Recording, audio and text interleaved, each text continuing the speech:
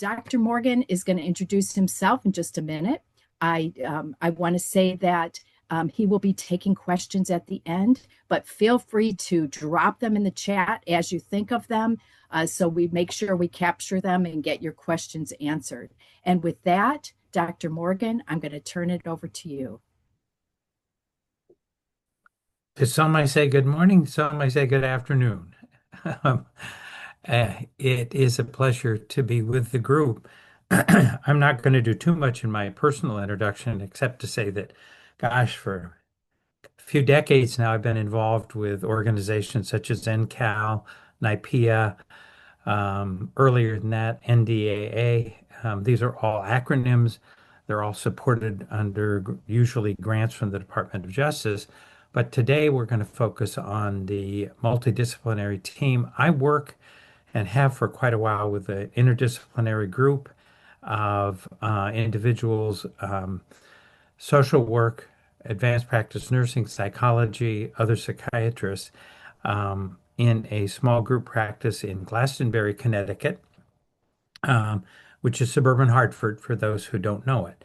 And much of what we're going to talk about today is really based on my clinical experiences. So we will go forward at this point. And let's see if I can manage my slides. Disclaimer, I guess this is to let you know the grants and that these are opinions expressed by me and others, and we are going to try to be on target. Housekeeping, we've already talked about. Mute. You're going to rename things, and then if you have technical questions, Phil Kim's data is there. That's me. The learning objectives that are put together for today is I want to have us be able to express the role of prior mental illness in managing behavior that develops during cognitive illness. I want to end up with an appreciation of the presence of mental illness disorders, and that these may develop. Whoops, I'm sorry. I'm going to be moving my squares around here a little bit. Because of the presence of prior mental health disorders, there can be a delay at times in the awareness of newly developing cognitive illness. I want to highlight that.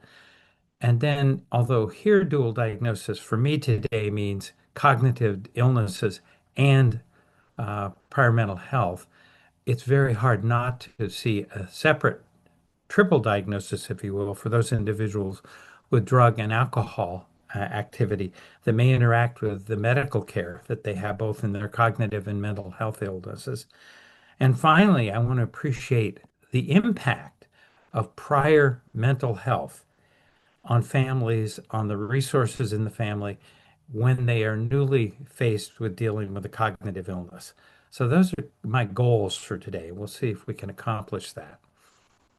I'm going to give a few foundations for today. I am not going to focus on primary dementia disease emergent behavior. That is to say, we do know that some people with their various progressive dementias can develop emergently psychiatric-like behavior. I really want to focus on this as an integration of all of that rather than treating the behavioral problems of dementia. I want to point out that disease and biologic boundaries are not very precise. I like to tell the story. I understand we might have somebody from Alaska, but some years ago I was in Alaska, had the good fortune of hopping a little plane. I wanted to see what it was like to be north of the dotted lines there, the polar extremes. And as I watched the land go by, the turf, there were no dotted lines, but the land did change and it began to be different. And I think biologic illness is that way. We don't suddenly, with a few exceptions, drop into an illness. It comes on gradually. It has no precise boundaries, and yet you know when you've crossed into a new boundary. The Arctic Circle was my metaphor for that. I also want to point out in mental health today, as a psychiatrist, the we have to be careful that we don't invent mental health diagnoses. There are a number of people as they develop behavioral disturbances, often secondary to their cognitive illnesses, in an effort to use so-called on-label use of psychotropic medicines. Many of them suddenly are diagnosed as schizophrenic or having schizophrenia or having bipolar or having any number of illnesses to thus justify the medicines. I think we can justify the medicines, but we need to do it accurately based on prior health history and active developing criteria in their cognitive illness. Finally, undiagnosed mental health disorders should be considered. They are commonly not diagnosed. As we'll talk, there are quite a number of people who may have had lifelong bipolar illness, subtle schizophrenia, chronic depression that have not fully ever been diagnosed, but seem to materialize in the presence of the weakening cognitive functions that they may experience with progressive illnesses. And just, I put a word about COVID. This could be a word about any other infectious disease. It could be that an underlying illness unmasks both psychiatric and neurobiologic disorders. COVID, it will be unique in that it is seeming to have persistent long-term mental health and cognitive disturbances in a large subgroup of patients. And so we need to be aware whether people have been exposed not just to COVID, but to other neuro infectious diseases. This is my squiggles. Squiggles are to say that if you look at the red curve on the left, it's meant to just very basically symbolize chronic life mental health issues that may have fluctuated in an up and down course, but at some point in mid-years or earlier develops a more aggressive stance so that there are more and more and more symptoms reaching a new plateau. That would be a schematic for mental health disorders. The goal, of course, is to have those treated, stabilized, managed as best possible. The neurocognitive disorders, MNCD, minimal neurocognitive disorders, begin as mild cognitive changes, and it isn't just Alzheimer's. We'll talk about that there are several different cognitive disorders, and will tend to gradually be progressive in late middle years and early later years of life to a point where they may then cross over and blend along with the mental health disorders. Depending upon where we find people who approach us for support, they may be purely mental health, early on neurocognitive disorder, or more typically a blend as the black and red lines cross. A word about the epidemiology of mental health. Anxiety is probably the most persistent common mental health issue with 19% annual prevalence. Significant, and it's often overlooked, but only about 30% of people, therefore, are treated. Some are treated inappropriately. Sometimes it's simply you don't want to materialize as having a health problem. You don't want to admit to it. And many prescribers and therapists often don't fully diagnose the presence of a long-term anxiety disorder. Depression has a 10% prevalence annually. That means at any one time, people in their 50s, 60s, 70s are going to have something like 10% of them will be having experiences of various spectrums of depression. They are not permanent. They should be treated. This is a very treatable condition.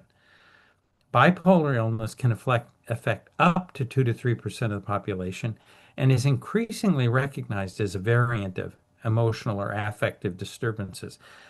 Some of the depression that we've seen in the past may actually be cyclic bipolar illness manifesting chiefly in periods of depression. We have treatments for these things. It is important that they be recognized. Finally, schizophrenia and other psychotic illnesses represent approximately 1% of the population, but it can be a larger percent if you look at the subset of people who are attending to mental health clinics, psychiatric support, where there will be a repository of more and more people there who are either treated or untreated. Once again, we have more novel treatments and better effect both behaviorally and medications in treating this population. It's hard to specify what the percentages are. We do know that personality disorders compose a group of disorders that, frankly, um, can get labeling. People will be called different personality traits. To me, the important issue is that what most of us, we all have some kind of personality traits. When those traits are useful in coping with daily life throughout adulthood, they're viable, useful strategies. They rigidify, and the flexibility in using our personality traits can occur either as a result of chronic mental illness or of cognitive disorders or of chemical or alcohol abuse. So that I finish here with substance disorders, saying these are not inconsequential. There's a 12-month prevalence, meaning in 1 year, what percentage of people are using substances beyond what might be considered acceptable, and it is around 15%. So that's not inconsequential. It's often not asked about in many both health and mental health settings, nor asked about in terms of how it impairs life. It is often covered and not talked about either by family members or others. So we're going to try to look at how these mental health disorders then come together as life issues develop. Now, there are a word about dementia. Dementia simply means dementation, difficulty with mentation. Our modern term for this today is a neurocognitive disorder. We have mild and major neurocognitive disorders. These are generally slowly progressive and, in theory, non-treatable dimensions of cognitive illness, dementia and dimensions. The important thing to know is I always fight back when somebody says dementia is not treatable. We have many neurobehavioral, emotional support, social support, outreach issues. We have increasingly potential for treatment of some of these disorders. So although they're not curable, as most illnesses of aging are not curable, they are manageable, and we should approach them with more optimism than fatalism. This subset is a graph developed some years ago by Dr. Morris, who points out that 50 to 60% of patients over the age of 60 or 65 who are evaluated for cognitive illness actually have Alzheimer's disease or a variation thereof. The second most common are the dementia Lewy body group, and it's something, if you don't know about, is well worth getting to know. These are people who have progressive illnesses, not unlike Alzheimer's, but may have manifest hallucinations that cause confusion as to whether they actually have other underlying psychiatric disturbances. It can also look like Parkinson's disease with movement problems. That is second in line to Alzheimer's, along with vascular dementias. And the vascular dementias can include small strokes, they can include larger strokes, they can include simply vascular disease in the brain. And as you'll see, there are a number of other conditions. To make life fun for all of us who like to try to figure out what's going on, nothing guarantees you have only one. These are common illnesses among people over the age of 65 and 70 and 75. So it is not without question that you can have more than one of these illnesses, which further confounds our diagnostic efforts as we try to arrive at a treatment setting. This is scientific data from Adam. Adam is part of Pinterest. And really, I use this slide to show the brain's obviously not colored like this, but to illustrate that we have things like that big frontal lobe sitting there, major importance for human behavior and cognition. We have the temporal lobe there in green. And so as you look around the brain, there are these different areas of the brain. I am often asked when assessing someone, what part of the brain is not working or what part is pathologically involved? And the answer is it's not these green colors. We spend much less time trying to figure out which part of the brain is involved than we do trying to say what are the actions of different parts of the brain that may be impacted. Another one here from Pinterest that does show, again, schematically, graphically, what different parts of the brain are generally used for.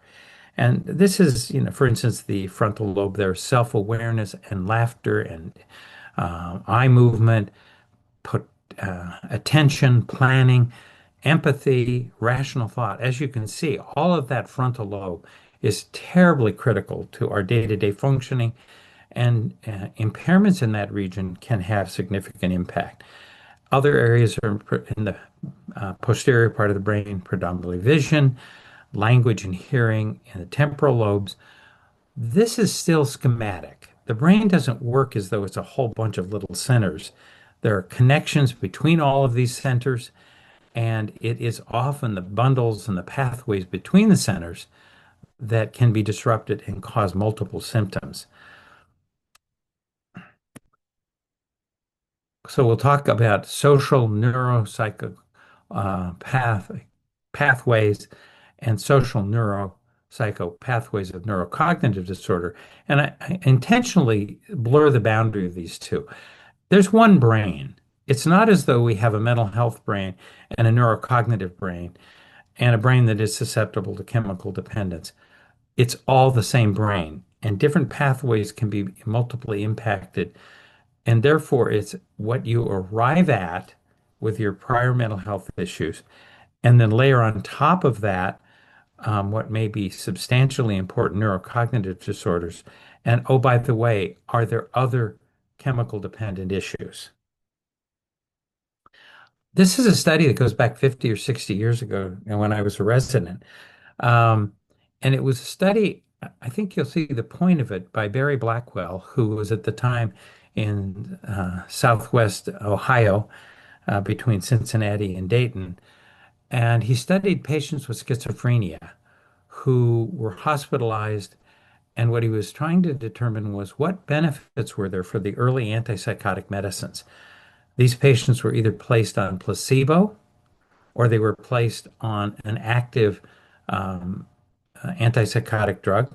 They were also measured in terms of whether they were returning home from the hospital on either placebo or active drug to a highly emotionally charged environment, or were they returning to a calm, not necessarily better or worse, but a more calm and managed environment.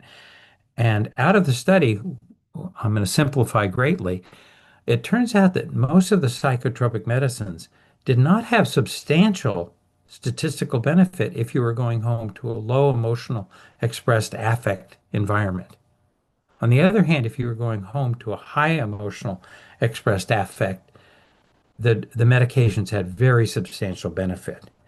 And so I think it puts at base an understanding of the interaction then between biologic interventions and psychological interventions. And I'm surprised this hasn't been repeated in any number of other studies, but it would sound to me that biologic treatment is important, but it is incredibly important if people are going to emotionally loaded and difficult interpersonal situations. I think this will apply as we talk further to neurocognitive disorders and psychiatric emotional disorders. Some years ago, we tried to define ourselves as a geriatric mental health subspecialty group, and what I call the front desk dilemma developed. There was a sense that our intake workers would say, we need to compartmentalize. People would call, and the question would be, how old are you? Or what are the symptoms? Oh, those are psychiatric symptoms. We treat cognitive symptoms or any number of biases. And we had to work with our staff, ourselves even, for our own bias, to say that as you approach certainly later years, there's not a neat package that says, I've seen clinics, for instance, try to say, we do dementia assessment or we treat emotional problems in later years. People who call offices to be arranged for an evaluation don't call up saying, I think I've got an early dementia, or I think my emotional disorder is acting up. What they call saying is, I don't feel right. I'm not doing well. Or it's a family member saying, I don't know what's happening, but dad or mom or my brother or sister aren't functioning correctly. And so what we have to do is then be quite open-minded about taking in and understanding the complexities of these interactions of illnesses. I'm going to present a few cases, and these could spawn questions. If they're pressing questions, we could certainly ship them in and we'll talk about it. But these are kind of earmarked cases that I've experienced over the years. They're all real cases with some manifest effort to mask identity in case it was too readily apparent.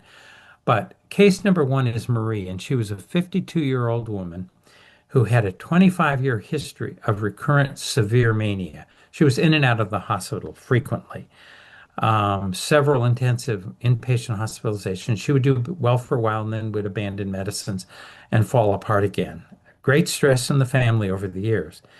She was referred to our clinic, and to me in particular, by a nurse who I had other professional relationships with to evaluate her because she had continued energized and inappropriate, very inappropriate behavior. Um, Early on in our practice, I felt that this might be inappropriate for our small practice group, that I needed to refer her to a larger hospital-based clinic so that there were wraparound services, day hospitals, other intensive treatment. And so I essentially politely rejected the referral. The persistent referral, though, continued. And this was her sister-in-law, who was a nurse, who said, this episode seems different. Um, you and I know that there are other neurocognitive disorders that could be present that may be fueling what prior had been a severe mania. There was a very reluctant nuclear family. The client's husband and other siblings thought this was simply untreatable earlier dementia, I'm sorry, earlier mania, and that somebody needed to take active treatment in the mania. So I agreed to see them again. And on the second visit, with more diagnostic testing, it became clear to me that we had a neurocognitive severe disorder developing in the context of a prior mental health disorder. And I won't play guessing games here. I felt that as I looked more closely, that she had a frontotemporal dementia. She could not modulate her mood. Her judgment was terrible. And this is often a challenging dual diagnosis because both frontotemporal disease hits that frontal lobe with all of its wonder and glory, but so does mania. I now had an opinion I wanted to treat. We had the family in. I work with in an interdisciplinary group. It was clear that I now saw a need for an intensive diagnosis. The family was quite reluctant, except for the sister-in-law who made the referral, because they had seen how disturbed her behavior had been for years and had trouble believing there was any neurocognitive disorder. I explained that I could do testing, and at that point it would have been a frontotemporal evaluation. A PET scan would be the most likely issue. Problem is, at age 52, insurance doesn't see this as a common illness. And all efforts to order a frontal scan were declined by the insurance company. It was a managed care company. And when I explained that this is something critical, or else the rest of the family were not going to accept this diagnosis. Um, Through national channels, I got nowhere and was basically, and I'm not bleeding here, but I was told it's not a community standard to do a PET scan, to which I explained that it is under Medicare, but this was not a Medicare patient. I'm going to give you the painful ending of the story. Family refused intervention. Within a month, she had such severely disturbed behavior. She was severe in her interaction. She was hospitalized. She was eventually given a multi-system, multi-hospital evaluation that cost between $250,000.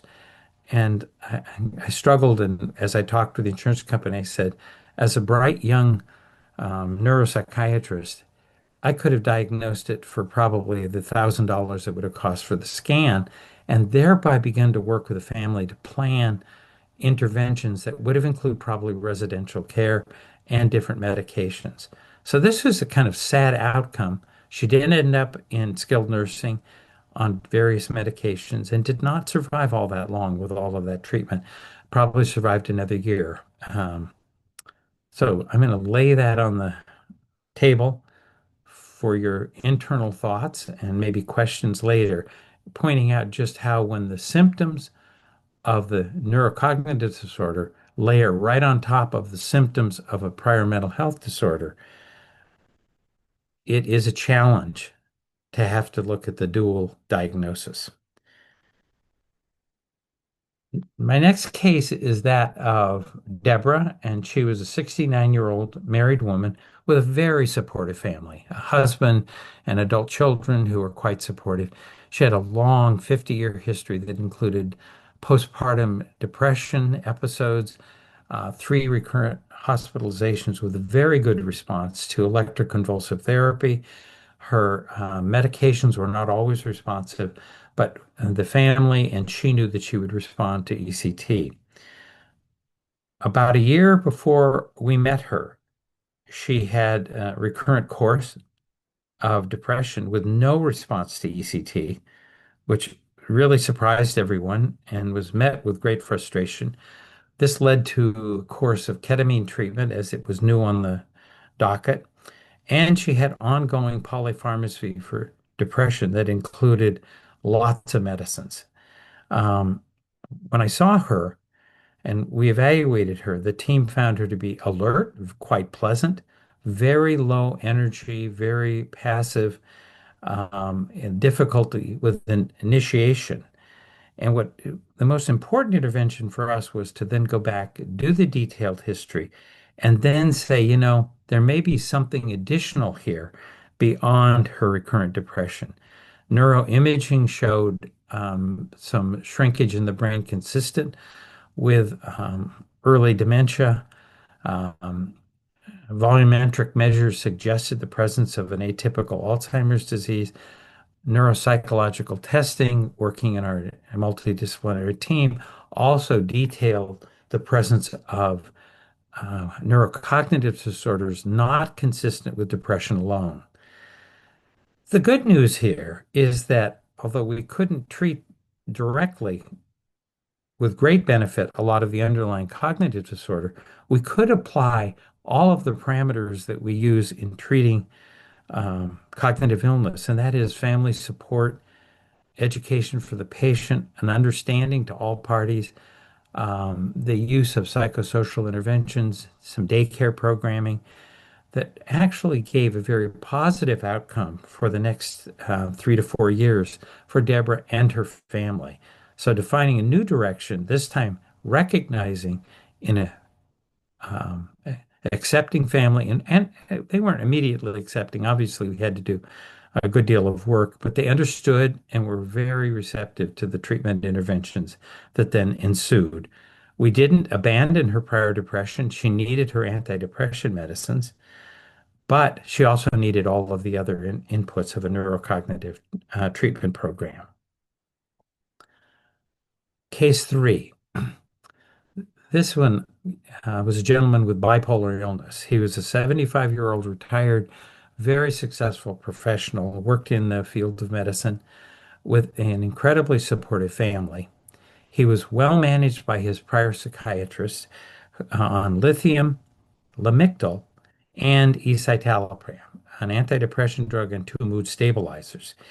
I say humorously, I actually became involved with him because I treated his father, and he wanted to come to see me because I accepted Medicare, and his prior therapist didn't. So I had a very positive feeling about him, accepted him into treatment, and we began to work on his issues. From early on, he had a St. Louis University mental status score of 25 out of 30, which puts him on the border of early dementia. For this very bright man, it was probably indicating some more intense underlying problems. He, over the next 2 years, he began to evolve movement symptoms.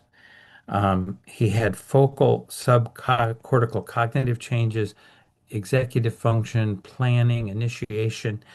He did have a positive DAT scan, and this would be a study suggesting the presence of dopamine transmission problems, not unlike Lewy body disease. I began then to operate as him having a Lewy body disease diagnosis in addition to his long-term, now reasonably stable bipolar illness. We stood there for a while and thought that was the best we could do other than supportive care. He had a very talented, and I'll share, medical physician daughter who was somewhat skeptical of psychotropic interventions in a very positive way and really raised the question, could the lithium be creating difficulty for him and raising issues of vulnerability? I was initially skeptical about this. I knew how severe his bipolar illness had been, so we were quite reluctant to make changes. While on vacation out of state, he came down with an acute lithium toxicity, blood levels of above 1.5 in the range of 2, which is a significant increase. He needed hospitalization to detox from this. When he came back to treatment, we decided that we would withdraw the lithium as he was now at his age becoming more vulnerable either for kidney problems or other reasons. And he then was placed on with the Lamictal Depakote. My thought was to transition between them. He ended up on both. He did so well on both. He did not want to change, so we have kept those even over these several years. What was startling, however, was with the withdrawal of the lithium, his movement disorders tremendously diminished. He really was able to function much more with better initiation, less, if any, tremor. And I began now to question, as his daughter had, that he really may have been having possible vulnerability in his dopamine receptors that might have predisposed to Lewy body disease, but it was lithium chronic risk that was causing his deterioration in function. And we then stayed away from lithium, kept the antidepressant medicine. He became more able to be involved in things like tennis and things that he had prior to for enjoyed. He had a wonderful wife. They had great social life. And the idea of Lewy body disease sort of evaporated. It may yet resurface, but now 2 years into the withdrawal from lithium, he's a different person. And he has very mild cognitive loss.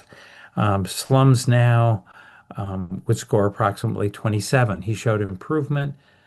The big fear is to make sure he doesn't get depressed, and he does not want to change this combination of medicine. So I think it's important also to understand that when people have prior mental health issues, they come to us with a package of medications and prior biases about what was going on. I layered onto that bias by diagnosing the Lewy body disease, which he may yet develop. It was, however, the transition of medicines that really made a huge difference. And it's just a reminder to all of us not to give up our treatment options. I always look to what options are still available, and don't want to be biased by prior treatment. Sandy was a 68-year-old widowed woman who lived in supportive housing, congregate housing. A prior failure was done when she tried to reduce high-potency neuroleptics, whether she was on Haldol or Novain or one of the older drugs. She could not tolerate the dose reduction. Her examination showed her to have then increased irritability, poor initiation, but no delusions or hallucinations, no classic symptoms of psychosis. Her mini-mental status on our measure was 19 out of 30. On a mini-mental status, that's the score that's indicative of a dementia range function. She denied any depression, but she noted she got very frustrated. That was her word for depression. A detailed history, imaging, and neuropsychological testing to our not great surprise, did suggest a early neurocognitive disease, mild neurocognitive disease, with an Alzheimer's pattern. The question then became, what kind of interventions should we undertake? There was clear she did not have a lot of family support, so here the interventions were reaching out in a multidisciplinary fashion to care providers in her assisted living, to other social activities that she could be involved with. The interventions were such that we could not really reduce her neuroleptic medicines. We could minimize to a degree, but we recognized, however, that she was increasingly vulnerable to the side effects of antipsychotic medicines when you put it together with her decreasing cognitive function. We were eventually able to find a newer label neuroleptic with less extrapyramidal function that she could take, but it took the shopping through 2 to 3 different medications. Our message with this was that because of her vulnerability, we had to persist with adequate community support and with team support in our clinic to try to find the medicine that would most optimally manage her condition and yet not withdraw her neuroleptics as being evil or terrible. There had been such a feeling at the time of this treatment that all neuroleptics were not good for patients with dementia. What we have found that although that's true for people maybe who have pure dementia and are pure developmentally developing trouble, we know that neuroleptics are not very successful for the pure dementia patient with behavioral disturbance. Much more the psychosocial interventions and other treatments of mood and cognitive disturbance are more important. But when people have both illnesses, it is necessary often to treat both. I may have one more if I decide to go through it. I'm not going to spend a great deal of time on this. This is a individual who had a long history of recurrent depression, very positive response to therapy and medication, and about a 2-year history of mild cognitive impairment that was stable but slowly progressing. The collateral information that we found most important is this individual was self-motivated and self-treating. And what that meant was that without our knowing it, often medicines were started or stopped. Treatment was often started or stopped. And the biggest intervention we had was to find collateral support to maintain, where possible, treatment interventions. We did not feel our goal, however, was to mandate and forcibly treat because there were no real symptoms of danger other than intermittent dysfunction. And with a sense of allowing his autonomous decision making with our coaching, he was able to gradually come around to more often than not talking through changes in medicines with us rather than unilaterally making them. So I think to me, the brief importance of this case was to say, establish a relationship because we are not the ones in charge of care. Some years ago, I had a trainee who was upset that the patient client was managing their own medicines. And I asked her, the trainee, who is in charge of the medicines? And she said, I am. To which we had some learning curve to say, no, they are. Our job is to team up as best possible, to appreciate their misgivings, and to try to do the best we can to engage them in our process. Just for clever, I said the boxes here. Pandora's box is what we open when we look at all the prior diagnosis, but we need to open it and see what's in that box. The black box is the one we're all scared of, and that's neuroleptic ill effects and issues even of death that can occur in pure dementia, and try to find the mixture of balancing these things. Um, this is just to reiterate what we've already talked about, in that these are the common illnesses that will begin to coexist. And it is important to note that all of these symptoms, all of these diagnoses, anxiety, obsessive compulsive disorders, personality traits, chemical dependence and abuse, are all worsened by early neurocognitive disorders. And so we should always be on the lookout for patients who are destabilizing from what had been a prior relatively well-balanced or relatively stable emotional illness. If it begins to deteriorate, think clearly of an early neurocognitive disorder. They are so common that it is not unusual to have both. What about evidence-based treatment? This is something I like to spend a few minutes with. I am not at a academically based clinic. Some years ago I was, and my colleagues would look at some of my outlandish, I'm being a little bit self, um, whatever, provocative. Some of my treatments are rather unique in that, but they are all based on an awareness of evidence-based treatment. So colleagues in my academic circle will say, what's the evidence based for your treatment? And what I have found over the years is the term evidence-biased treatment. None of my patients would ever qualify for an evidence-based treatment. They have mixed disorders, blended disorders, they have unique situations. They are almost all excluded from true double-blind studies. I need to remain not skeptical, but informed by evidence-based knowledge. But I have to incorporate this into the one individual I'm with, their history, their mixed disorder, respecting the needs of that unique person. And that philosophically is what we have to look carefully about. We have to be clear that our big goal, whether in a multidisciplinary team, fragmenting out to your role within that team, either linking into the community, linking with other referral parties, linking to family structure, is to respect the history of the person. Try to design in a team fashion interventions that are consistent with that history.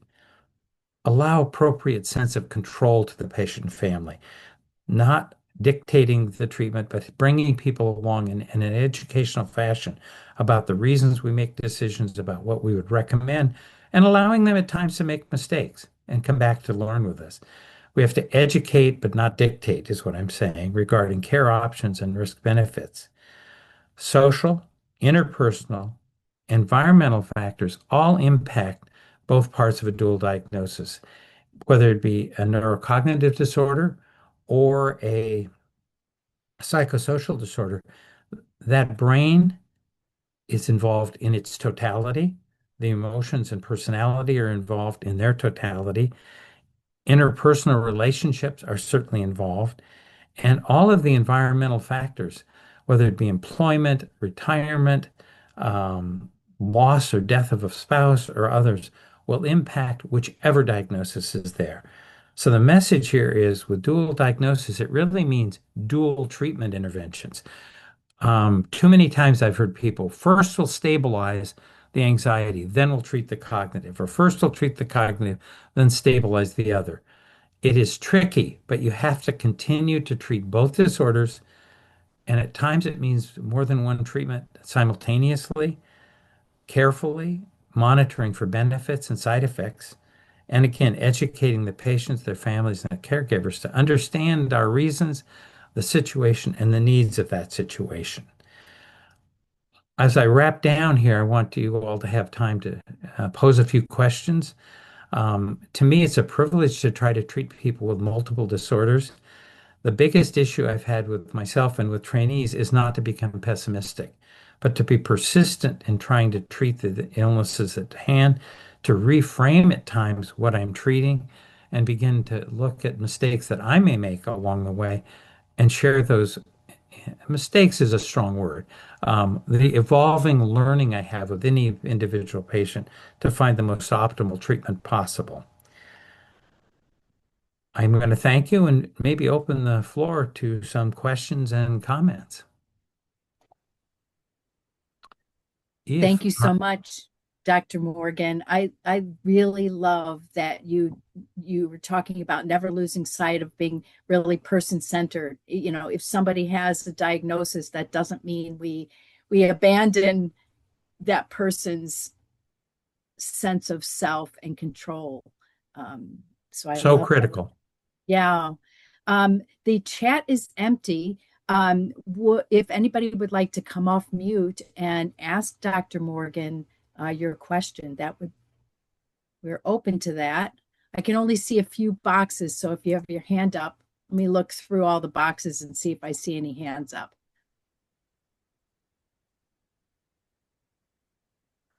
I fear that I've made it sound too simple. This is really a hard topic.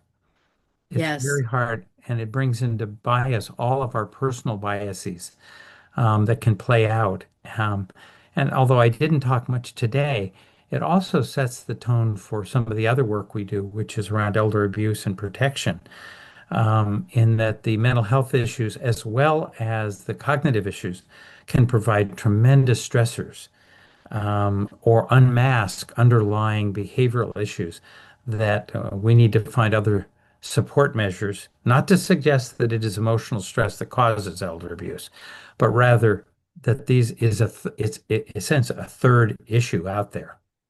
Mhm. Now, we have Arlene with her hand up. Arlene? Hi, Doctor. My name is Arlene Markarian, and I'm from the Nassau County EMDT. I'm the coordinator, and I remember reading about a study, and this is concerning the issue of the frontal lobe. And I just want to know if when I tell this story to my team or I discuss it, that I got it right. So that it's difficult in the frontal lobe when there's a change in the area of judgment, which may be the reason why many folks are falling for some of these scams that they otherwise would not have fallen for.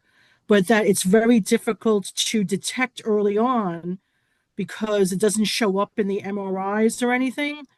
And so these folks fall in between the rock and the hard place in the sense that they're not at a point where somebody can get guardianship of them, but they're clearly falling for something that everybody around them can see, and it tries to explain to them, but they're just not getting it. You highlight what I'm increasingly seeing as a critical issue.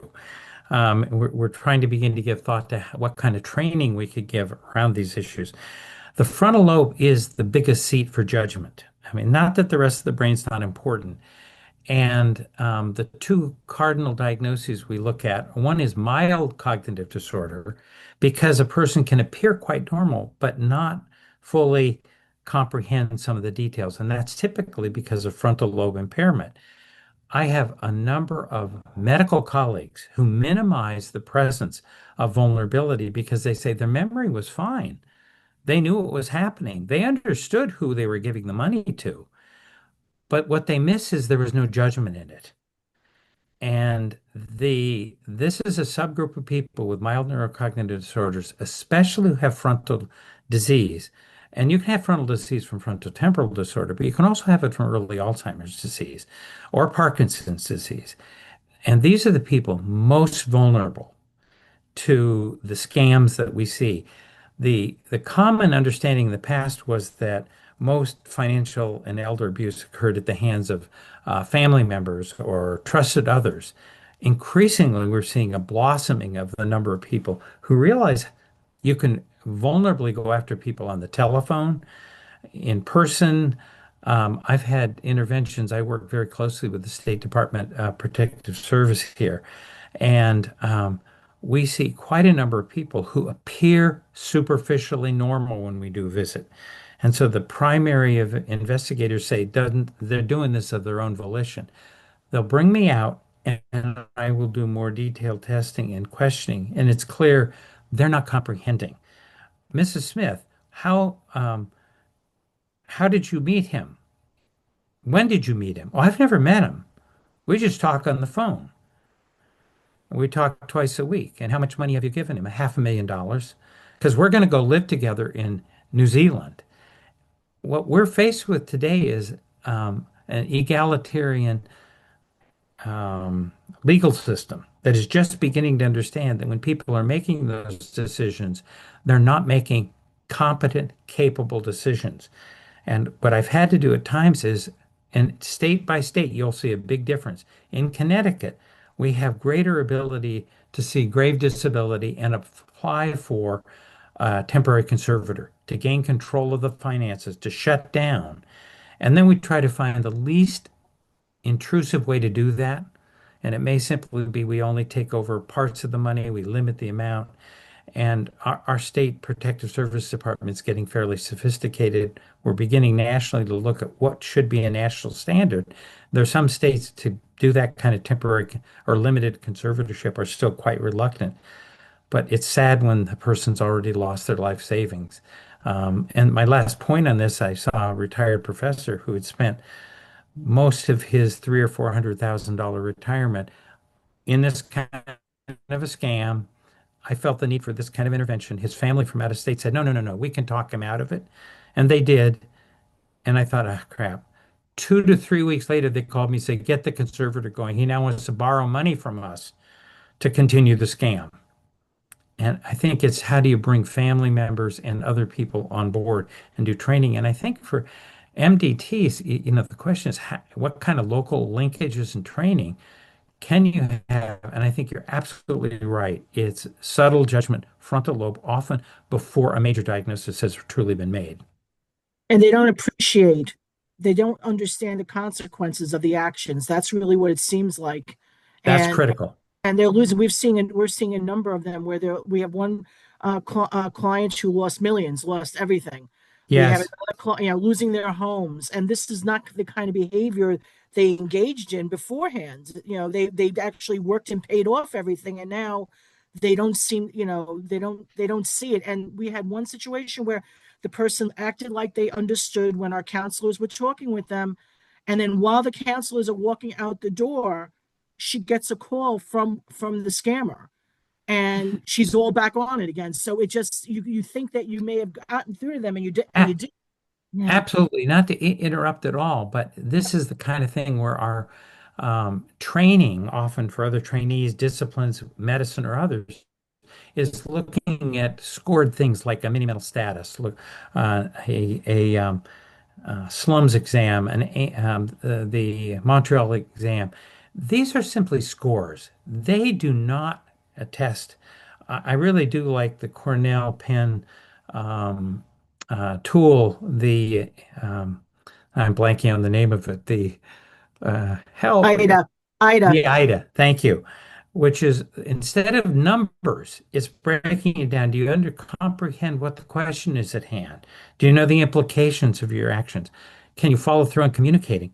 And for those who don't know the IDA, look it up online, get permission. It's a wonderful tool. And I have begun to use that as even a primary tool. It's not scores. It's a matter of can a person reason that through? And to your point, they will reason it through and it won't last. Well, thank you for highlighting that important issue that we're seeing. We have two more questions, Dr. Morgan. We have Okay. Bessie. Let's go to you next.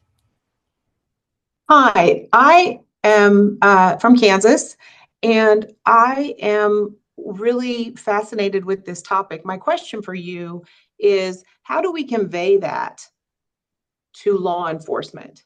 We get all of the reports here, and law enforcement is often telling us it's not a crime. They gave the money willingly, with this component of lack of understanding. We've been really fortunate here in Kansas. Our adult protective services, through the Department of Children and Family Services, they use the IDA regularly. So we now have that tool in our toolbox at our MDT meetings. But this question of law enforcement, moving them off of dead center, what kind of language could we use with them that would bring them along with us to see that a crime has been committed, that they have been taken advantage of? Thank you. We've got to move the mountain, don't we? A number of the grants through NIPEA and NCAL do include law enforcement, but goodness gracious, it's a small percent of the national law enforcement people. I believe a lot of it has to be local, has to be outreach. My little community here is a reasonably sophisticated community, but it's taken 2-3 years for the police department to begin to understand just what you're questioning. And it's led us to I have coffee occasionally every 2 to 3 months with some of the town social workers and law enforcement. And it really is behooving all of us on a national level, but also on a one-to-one level. And whenever I am in the midst of a case like this, I try to use it as a teaching case for protective service or the local law enforcement. And I don't have a grandiose other answer other than that. Uh, uh, call our group at NCAL, and Marty, who else would you have them call? That's okay. Go ahead. We have one more question, and I can throw the chat in the chat and Lotch's name because she would be a good contact. We have another question from Lindy. With increased substance use by our elders, it seems that dementias are missed at early stages. Then it seems too late for decision making. How would we be able to monitor the difference to be able to help get important paperwork completed in time? Oh, that's a multi-layered question. And we do know that, just as an aside, as an aging population, we have a population that was exposed to multiple chemical use in the early years. The use of marijuana for pain and other conditions, which may or may not be helpful, is being undertaken. We also do know there is this bias to give individual freedom, egalitarian. If you're going to choose to drink, you will. I have seen too many cases of retired attorney who's now brain quite impaired from alcohol, and yet the adult children who were brought up and quite intelligently at dad's knee said he always taught us, let's think through the answer. Well, he would think through the answer, and it would last about 3 minutes, and he would continue to use things. So I think working with primary care providers, raising awareness about how much somebody is drinking, reaching out to family about the importance of it, and also in the same way with the frontal temporal, that somebody whose judgment is quite impaired by chronic alcohol or drug use may appear normal when somewhat sober and yet be quite impaired otherwise. Eventually, this leads to alcohol or other drug-related dementia. And to your point, then it's often too late. It's also very difficult early on. I think to me, it's my biggest bugaboo when I approach older adults who have mixed disorders of chemical dependence and cognitive and/or emotional disorder. It's not always possible to separate it. And so we look at all the confrontations done gently from the point of view of the individual and having family very involved. Mm-hmm. There's no I wish black I and had an white easy answers. No No, black and white answers in this no. field. We're out of time, unfortunately. I know we could go on for a while. We have the link for the evaluation in the chat. If you could give us just take a minute to give us your thoughts. And with that, I want to thank you so much, Dr. Harry Morgan, for sharing your expertise with us today.